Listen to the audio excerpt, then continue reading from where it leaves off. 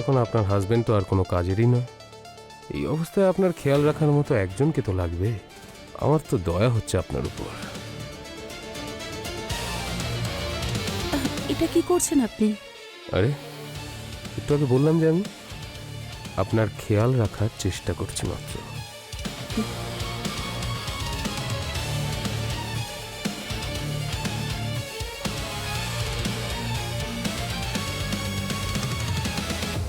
একটু ভালোবেসে করুন।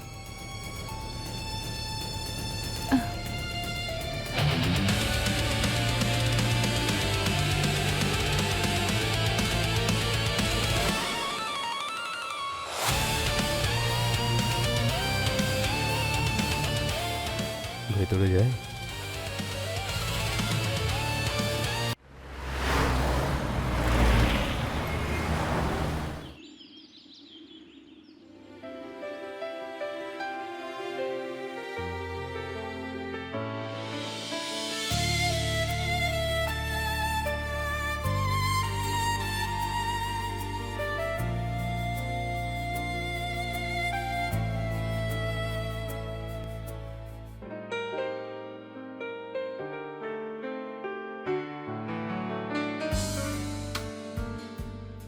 একটু ধৈর্য ধরতে পারো না? না, একদম জঙ্গলি তুমি।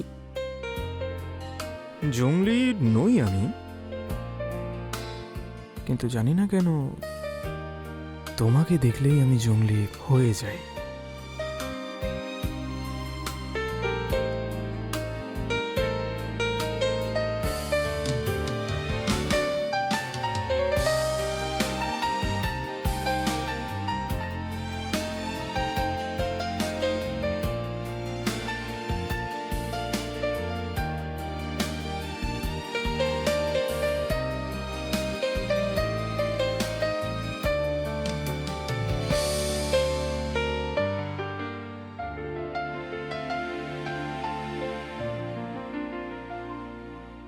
হ্যালো। হ্যালো সোনিয়া ম্যাডাম, হ্যাঁ বলছি, বলুন। আপনার হাজবেন্ডের অ্যাক্সিডেন্ট হয়েছে। কি?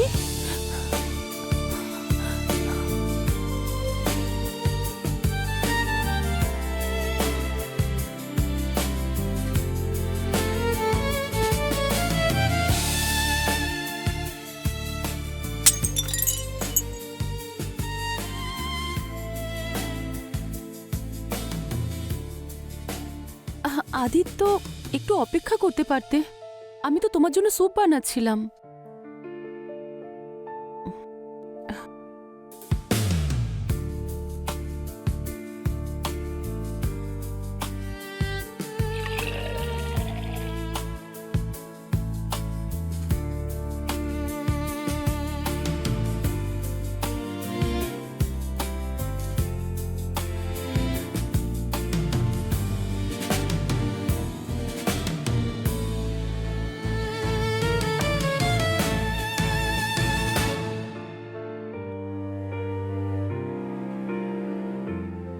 আদিত্য, আমি পুরনো দিনগুলোকে খুব মিস করি। আমরা কত ভালো সময় কাটিয়েছি। মা, আমি বললাম তো আমি চলে আসবো, তুমি একদম টেনশন করো না, ঠিক আছে? হ্যাঁ, আচ্ছা মা, আমি আমি পরে কথা বলছি। কতবার বলেছি এরকম করো না।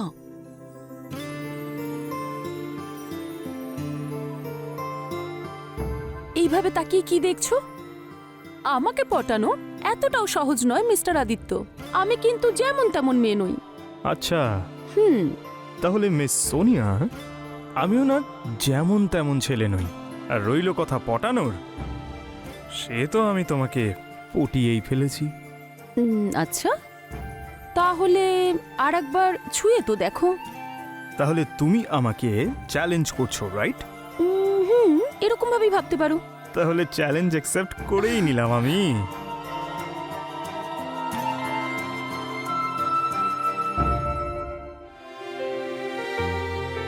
তুমি তো একেবারে আমাকে পাগল করে দিয়েছিলে। তোমার চক্করে আমি তো নিজেকে ভুলে গেছিলাম। সবকিছু কত সুন্দর ছিল।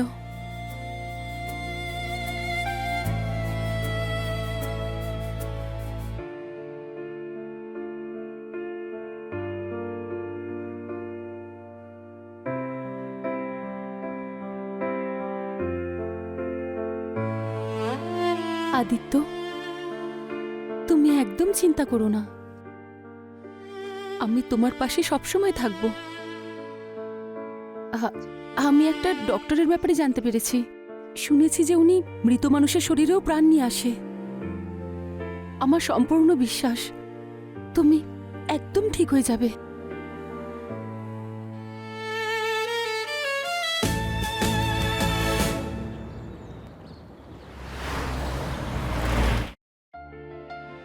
দুবছর আগে ওর অ্যাক্সিডেন্ট হয়েছিল, তখন থেকেই ও আর হাঁটতে চলতে পারে না, প্যারালাইসিস হয়ে গেছে।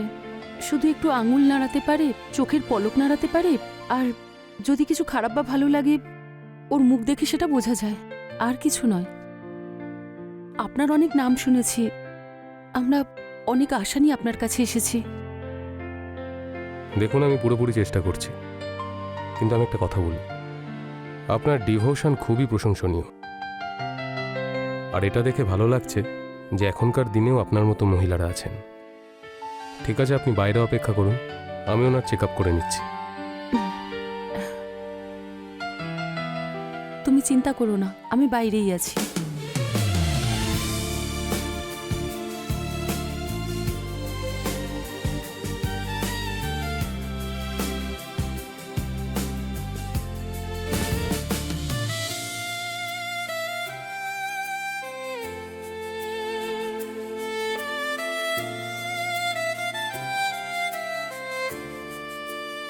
এখানে আমি কিছু ওষুধ লিখে দিয়েছি, আপনি এটা নিয়ে নিন আর ওনাকে টাইম টু টাইম দিতে থাকবেন।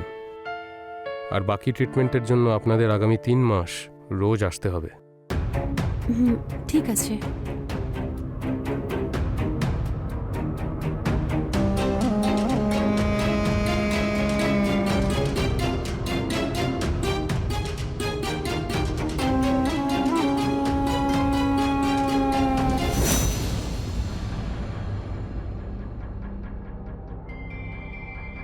আমার তো দেখে মনে হচ্ছে আপনারও শরীরটা ভালো নয়।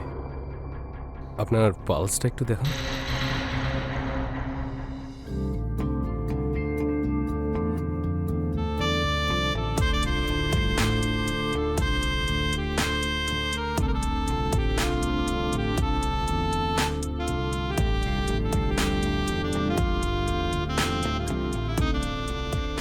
একজন রোগী এসেছেন স্যার। Come in. কি দারুণ একটা স্বপ্ন দেখছিলাম। সুন্দরী মহিলাদের আমি যখনই দেখি আমার কেমন যেন একটা হয়। আর তাছাড়া ওর হাজবেন্ডও তো কোনো কাজের নয়। Anyway, control doctor Sinha, control.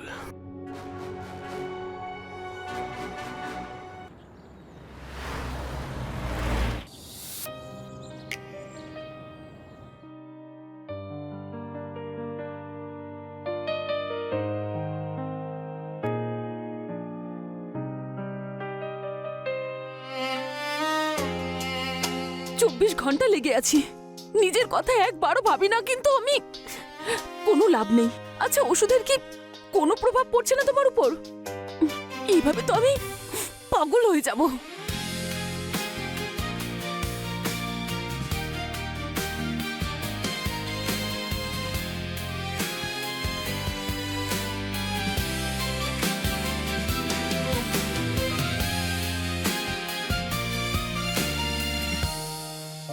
Sorry sorry Aditya, ওই ভুল হয়ে গেছে। কিন্তু কি করব, আমিও তো একটা মানুষ, কখনো কখনো নিজেকে সামলানো খুব মুশকিল হয়ে যায়। তুমি কি বুঝতে পারছো তো? I am sorry.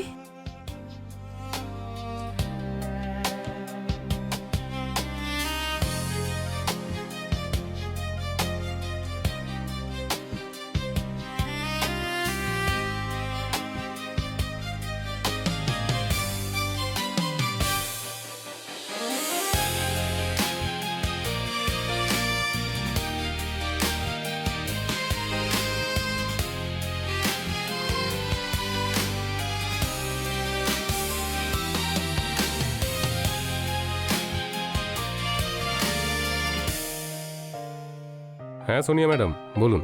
ডক্টর, 3 মাস হয়ে গেছে, কিন্তু আপনার ওষুধের ট্রিটমেন্টের আমার হাজবেন্ডের উপরে কোনো প্রভাব পড়ছে বলে তো আমার মনে হচ্ছে না। বরং আমার তো মনে হচ্ছে ওর অবস্থা আরো খারাপ হয়ে গেছে। দেখুন সোনিয়া ম্যাডাম, আপনি ভয় পাবেন না। মানলাম ট্রিটমেন্টের কোনো প্রভাব পড়ছে না, কিন্তু আমার কাছে আরেকটা রাস্তাও আছে। আমি ক্লিনিক থেকে ফ্রি হয়ে আপনার ওখানে আসছি।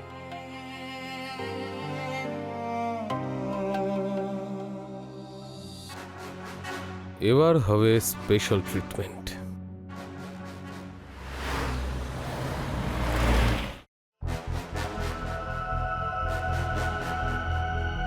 দেখুন সোনিয়া ম্যাডাম, সমস্ত চেষ্টা করেছি, অনেক মেথড অ্যাপ্লাই করেছি, কিন্তু আমার কাছে আরেকটা উপায় আছে। ট্রিটমেন্টের এমন এক উপায় যাতে বহুবার ভালো ভালো রেজাল্ট এসেছে। কি সেই উপায়? কোন ট্রিটমেন্ট? শক ট্রিটমেন্ট। অনেক ক্ষেত্রে এরকমও হয়, যেই পেশেন্টের বডি পুরোপুরি কাজ করা বন্ধ করে দিয়েছে, যে নড়তেই পারে না, ঠিক আপনার স্বামীর মতো। এরকম পেশেন্টের সামনে যদি কোনো শকিং ইনসিডেন্ট ঘটে, তখন ওই শকের জন্য অনেক সময় সে ভুলে যায় যে তার প্যারালাইসিস আছে। অনেকবার দেখা গেছে যে যে বহু বছর ধরে হুইল চেয়ারে আছে, সে এক ঝটকায় দাঁড়িয়ে পড়ে। আর আমি একটা কথা বলি আপনাকে, সব সব মস্তিষ্কের খেলা। আমি তো আজ অবধি অনেক মানুষের ট্রিটমেন্ট করেছি এই শক ট্রিটমেন্টের মাধ্যমে। যদি যদি এরকমই হয় তাহলে ডক্টর প্লিজ আপনি বলুন না, আপনি ট্রিটমেন্ট শুরু করুন। দেখুন সোনিয়া ম্যাডাম, আমি ট্রিটমেন্ট তো শুরু করব, কিন্তু সেজন্য আপনার একটু সাহায্য দরকার। সাহায্য? আমি কি সাহায্য করতে পারি? এই সাহায্যটা শুধু আপনিই করতে পারেন। তাহলে বলুন না, আপনি যা বলবেন আমি সেটাই করব। ঠিক আছে, থ্যাংক ইউ। কিন্তু বিষয়টা একটু অদ্ভুত। আমি আপনাকে বলতে একটু দ্বিধাবোধ করছি। আমি ওকে সুস্থ করার জন্য সবকিছু করতে পারি, আপনি আপনি বলুন না আমায় কি করতে হবে। আপনি খুব মহান সোনিয়া ম্যাডাম। আচ্ছা, আপনি এই কথাটা বলুন যে যদি আপনাকে আপনার হাজব্যান্ডের সামনে কেউ ডিস্টার্ব করে বা কোনোভাবে আপনার সাথে জবরদস্তি করার চেষ্টা করে, তাহলে কি আপনার হাজব্যান্ড সেটা সহ্য করতে পারবে? একদমই নয়। যদিও সুস্থ অবস্থায় থাকতো তাহলে এরকম যে করতো, তাকে খুন করে ফেলতো। একদম ঠিক। আমি এক্স্যাক্টলি এই কথাটাই ভাবছিলাম, যে আপনার হাজব্যান্ড সহ্যই করতে পারবে না তার সামনে আপনাকে কেউ ডিস্টার্ব করে। ব্যাস, আমাদের ওর সামনে একটা নাটক করতে হবে, যেন আপনাকে কেউ ডিস্টার্ব করছে। আর এইটা ওনার জন্য খুবই শকিং হবে। আর এই শকের জন্য আমার মনে হয় যে উনি হয়তো রিয়াক্ট করা শুরু করবেন। আমি বুঝতে পেরেছি, আমি তৈরি আছি, কিন্তু এরকম আমার সঙ্গে কে করবে? আমি, যদি আপনার কোনো আপত্তি না থাকে তো। আমার কেন আপত্তি থাকবে? ঠিক আছে, তাহলে ট্রিটমেন্ট শুরু করা যাক। দেখুন, আপনি কোনো বিষয়ে খারাপ ভাববেন না। না না, আপনি ফ্রি হয়ে আপনার কাজটা শুরু করে দিন। All the best. চলুন। চলুন।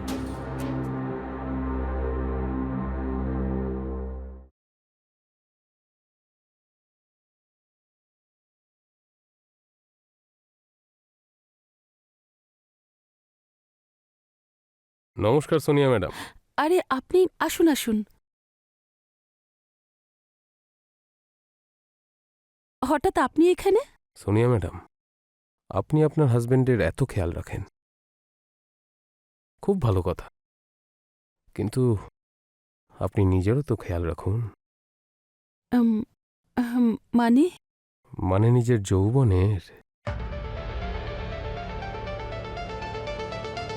এখন আপনার হাজবেন্ড তো আর কোনো কাজেরই নয়। এই অবস্থায় আপনার খেয়াল রাখার মতো একজনকে তো লাগবে। আমার তো দয়া হচ্ছে আপনার উপর। এটা কি করছেন আপনি? আরে, একটু আগে বললাম যে আমি আপনার খেয়াল রাখার চেষ্টা করছি মাত্র।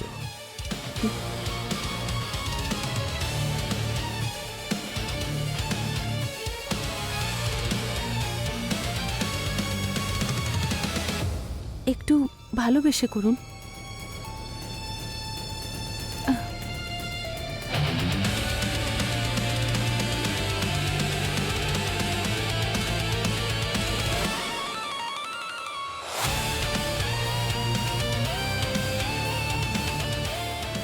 ভেতরে যায়।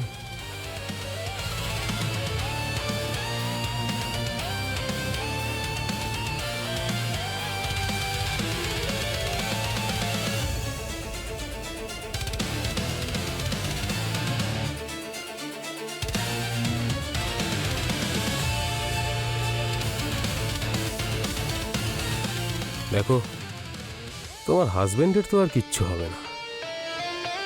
আসলে তোমার হাজবেন্ডের নয়, তোমার ট্রিটমেন্টের প্রয়োজন।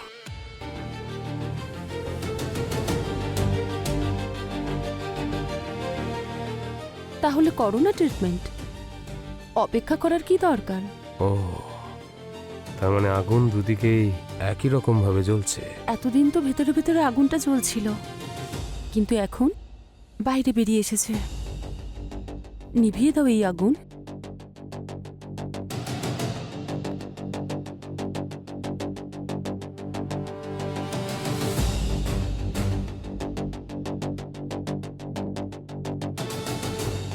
একটু ধৈর্য ধরো আমার সোনা। আজ তো আমি আগুন তোমারও নিভিয়ে দেবো, আর আমার নিজেরও।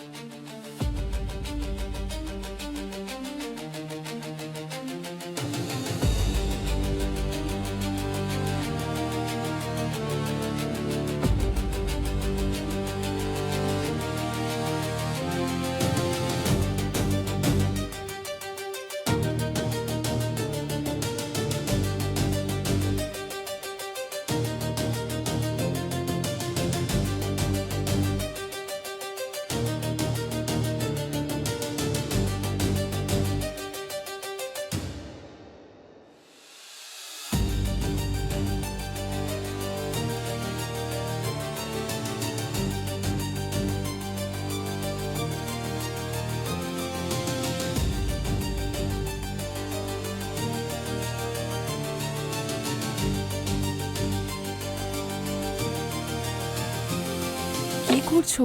সেটাই করছি যেটা তোমার হাজবেন্ড তোমার সাথে করতে পারে না। ডাক্তার না, তুমি একটা জঙ্গলি। ডাক্তার তো আমি বটেই, কিন্তু তোমার ভালোবাসায় আমি জঙ্গলি হয়ে গেছি। আরে ছাড়ো, সত্যি তুমি একটা জঙ্গলি।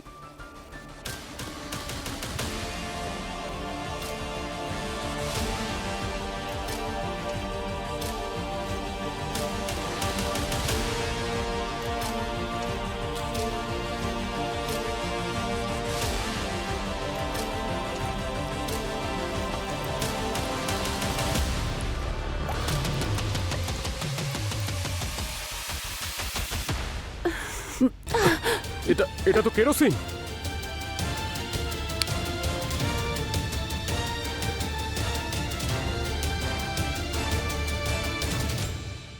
একদম নড়বে না, না হলে তোমাদেরকে পুড়িয়ে মারবো।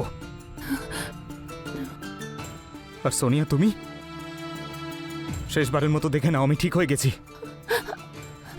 আদিত্য, তুমি ঠিক হয়ে গেছো। প্লিজ আমাকে ক্ষমা করে দাও, আমি অনেক বড় ভুল করে ফেলেছি। ডাক্তারের কথা শুনে আমি এসব করেছি।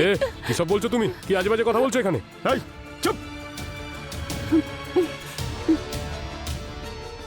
তুমি আমার অনেক খেয়াল রেখেছো সোনিয়া, তার জন্য থ্যাঙ্কস। কিন্তু এই সব কিছু আমি সহ্য করতে পারবো না। কিন্তু আমরা তো আপনার আমরা ট্রিটমেন্ট তো তোমাকে করছিলাম। চিকিৎসার জন্যই। চিকিৎসা করছিলে আমার, আর আমারই বিছানায়, আমারই বেডরুমে। হ্যাঁ, চিকিৎসা করছিলে তুমি আমার। হ্যাঁ,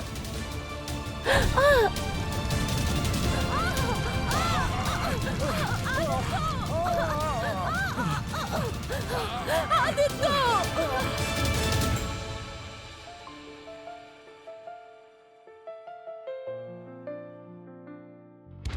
আমি তো হাঁটতে চলতেও পারি না।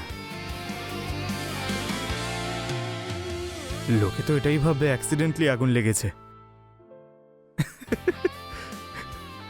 আর এরা দুজন মারা গেছে।